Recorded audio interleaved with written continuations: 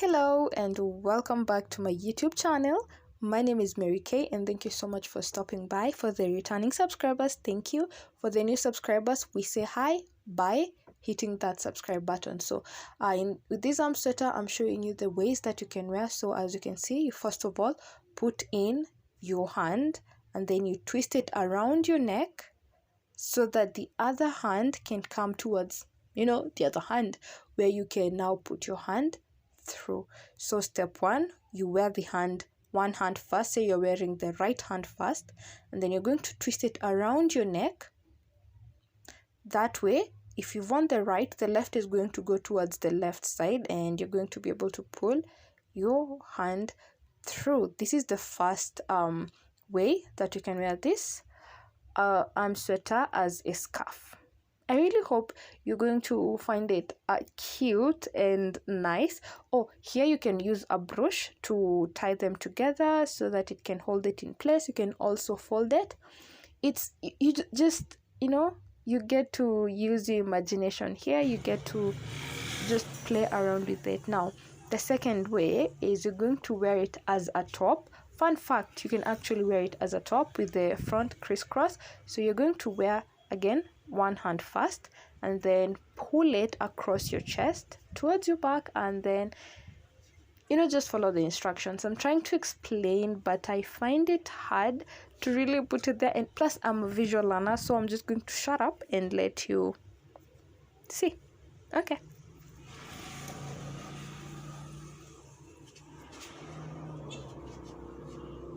I really like the back though. I like the crisscross. You can just, I couldn't have removed my top because I was at work, but you can wear it as a top. And this is now the third or fourth way.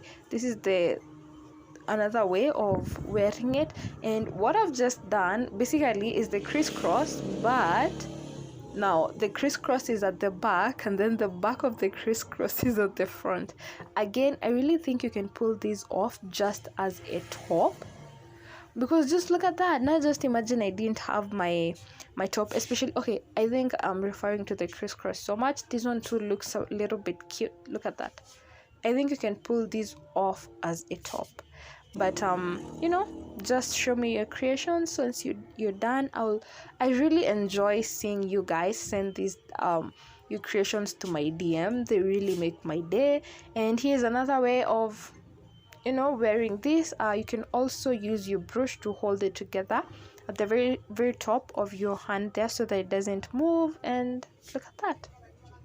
Look at how cute it is. I really hope you enjoy making this because it's such a simple project, and I had fun making it. Although first of all I made it and then tried out all these designs so that I can have an idea. Anywho, I really hope you get to enjoy the video. Now that we already know how to wear our arm sweater in the multiple ways, we're going to talk about the measurements now. The measurements in inches, my body portion without the ants, without this part, without the hands. So from one side to the other, I have 45 inches stretched. This is after I have shown you how to do all the four ways you can wear it, meaning that I have stretched it. Now initially what I did was I took my usual bust measurements, which normally are 30. I normally do 30 inches for most of my crochet outfits and items, so 30 inches. And then my hand, the circular measurements of my hand is normally 12 inches. So what I did, I took the 30 inches here and added the 12 inches because here's my logic. My logic was when especially when I'm trying to weave it around my bust and then pass it around my hand, I figured that I'm not going to fully wear it, which means at least I'll be covering half portion of my hand. So why not incorporate the half portion to ensure that it stretches nicely? Now I don't know if this can be accurate to everybody, but this is what I could come up with to ensure that it stretches nicely around my bust, around my bust mostly, which is what is important, because around the neck it could be a little bit flexible. So just take your bust measurements plus your hand measurement, one hand. Just say for my case it was 30 inches for my bust measurements plus 12 inches of my hand, which, like I said, is half, 6 for one hand, 6 for the other hand, making it 42 inches. So let's just assume it's stretched 3 inches, and I'm sure it can, because the pattern is quite stretchy. So this video is not going to be really long, and what I'm going to be showing you is a sample, because I had to make it fast. I had the idea and I just needed to make it fast before I can come and show it to you, because I was not even sure how it will come out and if I would like the outcome. So I'm just going to be showing you a sample, and we are working with half doubles, and if you've been watching my videos, you know that is my favorite pattern and I create everything to it. So just a sample, we're going to begin on that. So grab your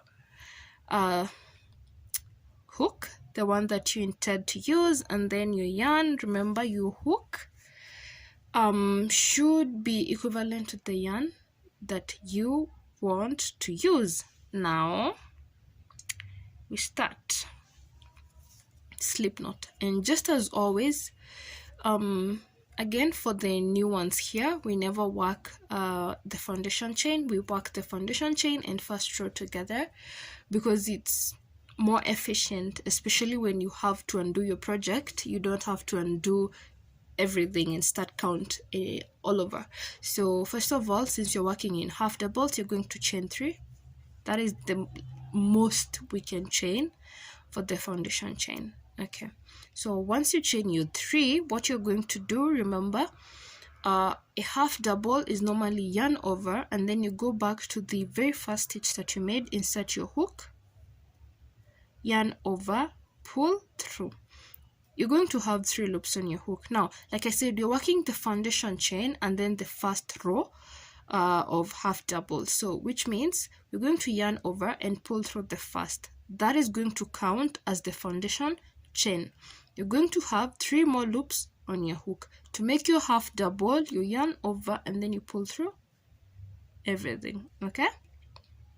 Now, once you have that, you're going to twist your work. There are some 2 loops that you're going to see at the very end, and those are the 2 loops that you're going to go into. But first things first, you're going to yarn over, twist your work, and then the 2 loops that we were just talking about is where you're going to insert your hook in the both loops. Ensure you're going to go through both. That is the first one, and then we have the second one.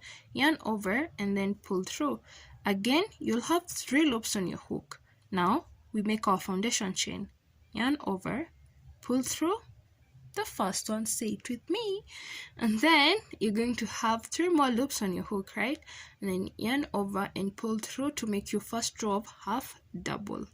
Yarn over, twist your work, 2 loops at the very end, insert your hook, yarn over, pull through, 3 loops on your hook. First things first, we make the foundation chain by yarning over and pulling through the first one. 3 more loops on our hook, yarn over and pull through everything. That is just what we are going to be doing until we have our length. Now for me, I'm just going to do a little bit just 10 more. I'm just going to do 10 stitches, because like I said earlier on, this is just a sample for you, and trust me, this is such a simple piece to make. So I'll just make 10 stitches and then I'm going to come back and show you what to do next. So I have my 10 stitches, and the next thing that you're going to do, once you get to the end, remember we're working from down upwards, and oh, I forgot to mention that the length that I did from bottom upwards, I did the equivalence of my hand, my circumference, My hand circumference, yes. So my hand circumference, like I earlier on also stated, is 12 inches. That is what I do. Now, because I will be attaching what I do here, these I'll be attaching it to my hand so that I am able to have the sweater. I will be doing 12 inches, or I did 12 inches from here to here, and then which is now equivalent to the circumference of my hand. Now, just if your hand is equivalent to 16 inches, then you're going to do 16 inches in length. If it's equivalent to 10, then you're going to do 10 inches in length. That is the logic that I used, because I needed it to be able to fit the hand and the length. I needed them to be equal so that we won't have any bulking, so that it's going to be smooth and seamless, because the selling point here is that it's an arm sweater, just an arm sweater that you can wear multiple ways. So I have my 10 stitches. You get to the end, you're going to be chaining 2. And then you turn your work. Now you have 2 options here. You can either create a ribbing point with it or just go normally. Mine is a ribbing. That is what I'm going to show you. And for a ribbing, you work in the loop farthest from you, that is the back loop. So you yarn over, and loop farthest from you is the loop that is on my pointing finger, the one that is the farthest. Insert your hook in just that single loop, yarn over, pull through. 3 loops on your hook. Now you're just going to make a half double. You're not making anything else, just a half double. Yarn over and pull through everything. Yarn over, insert your hook in a back loop, 3 loops, yarn over. You're going to continue doing that until you get to the end, and that is just basically it for everything in this project, including the arm, including literally everything. So just continue doing that to the end. I'll meet you here. So the one thing to note, every time that you're working and you get to the last stitch, we don't work in the back loop. I normally say it makes the work firmer, like it just, I don't know, it just makes it more firm, especially just the edges. The edges are way neater. Both loops like that, yarn over, pull through, 3 loops, yarn over, pull through everything. As you can see, it just pulls onto the work in a certain way, and I find it neater that way. So chain 2, turn your work. You're going to continue doing that. 3 loops on your hook, you yarn over, you pull through. That is just basically it. You're going to continue doing that, and same case for the hand. That is just what you're going to do. It's basically a project of half doubles. So now once you have your length, let's assume you've gotten to your 15 inches in length, you're going now to, you have 2 options. You can make your hand separately from your project, or you could continue, just you proceed with the project, but I would advise you just cut your yarn and then you pick up and you just start afresh, and you're going to start the same way that you just did, and you're literally just going to do the same thing, because as you can see, these are just ribbed half doubles, and that is just what you're going to continue doing. You're literally just going to make the same thing that we did, and probably, actually in the same length. You did 12 inches this way. If you did 12 inches in length this way, you're now going to do 12 inches from left to right, because the other one you're doing 12 inches from bottom to top. This one you're doing 12 inches from left to right, and in left to right on our body part of this arm sweater, remember I did 45 inches and I used my bust size and added half of my, and added the inches of my hand, one hand. So it was 30 plus 1 hand inches, that is 12 inches. So from left to right, you're going to do 12 inches if those are your hand measurements. So this is basically everything. You're just going to do that, and then you'll be attaching, and that's just it. You're going to take your project you're going to take your hand and then attach it on the side.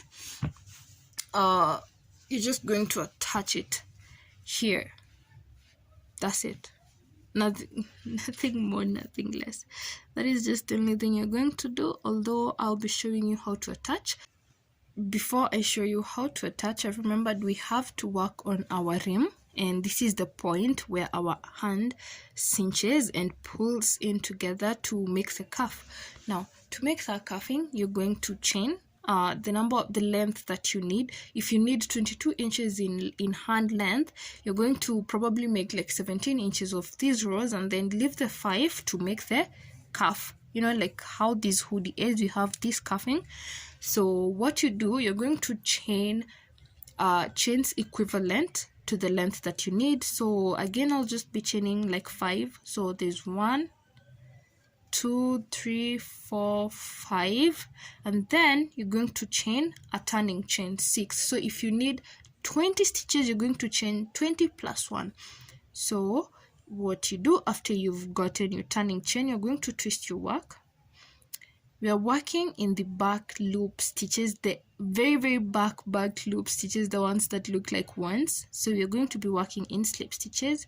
You're going to insert your hook, yarn over, insert and pull through, and you're going to just pull through everything. That is how you make a slip stitch. Insert your hook, yarn over, pull through everything. That is basically a slip stitch. Insert your hook, yarn over, pull through everything. You do that until you get to the end. And one thing that you're supposed to be very mindful of as you work through this is your stitches, because one missed stitch and you're going to be having a waterfall like thingy. So once you get to the bottom, this is not the most critical part. What you do here, in the next available stitch, you're going to insert your hook and make a slip stitch in the next available stitch. Okay, that is one. Now in the first available stitch, and then now in the second one, you do the same thing. That is a bit confusing. What I mean, in the next 2 stitches, you're going to make 2 slip stitches. So I have my first one and then I've made the second one. You're going to turn your work, skip those 2 slip stitches that you've made and go into the third one. So what you do, you're going to say 1, 2, and then into the third one, you're going to work through back loops. Like I said, back loop is the loop furthest from you. You insert your hook, yarn over and pull through everything. The same thing, yarn over, insert your hook, yarn over, pull through everything. You get to the end, you work via 2 loops, just the same way I explained. Now after you get to that, you're going to chain 1, turn your work, continue putting slip stitches. You get here, you put 2 slip stitches in the next available 2 stitches. So you're going to insert your hook in the next available stitch, make your first slip stitch, and then in the next available stitch you're going to make your second slip stitch. Okay, now turn your work.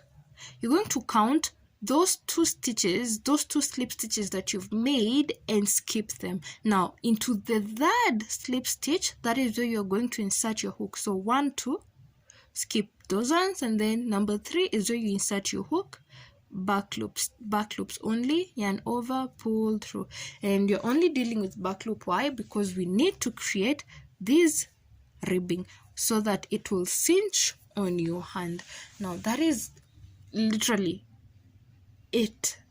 We're working with half doubles and slip stitches for the cinching. So if you have any question, please don't hesitate asking, and I believe I have covered most of everything that you're going to need, and it's an easy project. That is why I have not gone deep into details. But if again you have questions, please don't hesitate to ask. And now we're going to work on attaching. Yay! This is the same method you're going to attach our hand as well once you're done with it. And I mean from left to right, that is what you're going to do. And also for our cinching portion, that is the same thing you're going to do. So I have a bit of extra yarn from my project, the body part of the project. it's what I'm going to use. I have my needle, and so this works once you've already attached from left to right, like you've attached your hand together to make this circular thing that can, to make it a hand. Okay, now with this I honestly don't know what to call this, but I normally say we're going to go up and under, like just under. So we can fold your work twice like this, and then you start from the edge where you were attaching, where you started your hand. Now again, you're going to be very keen with this because you need to fit your hand to this. And as you can see, this one has loops that you can go into, whereas the body part of what we made doesn't have loops to go into. So because my yarn is already attached to the body part, we're going to go under the very first stitch. Very first stitch, we're going to go under it. You see, like we're going under. This is not the right side, this is the wrong side. So you're going to go under and pull, under and pull, remember that. And then once you do that, it's going to be a bit hectic to maneuver around it, but you go to the other side. You're going to go under now the body part, the body portion, body part portion, and pull. You go under,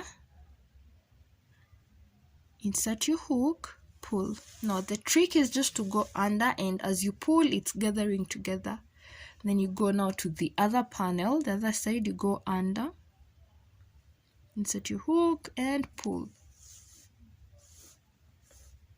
That's just basically it. And then you're going to go under, insert your hook, and pull. So you can pause and repeat, but that is what we're going to be doing. You're going to just be going under, you insert your not hook, your needle, and pull, under, pull, under, pull, and on the other side and on this side, and that's it.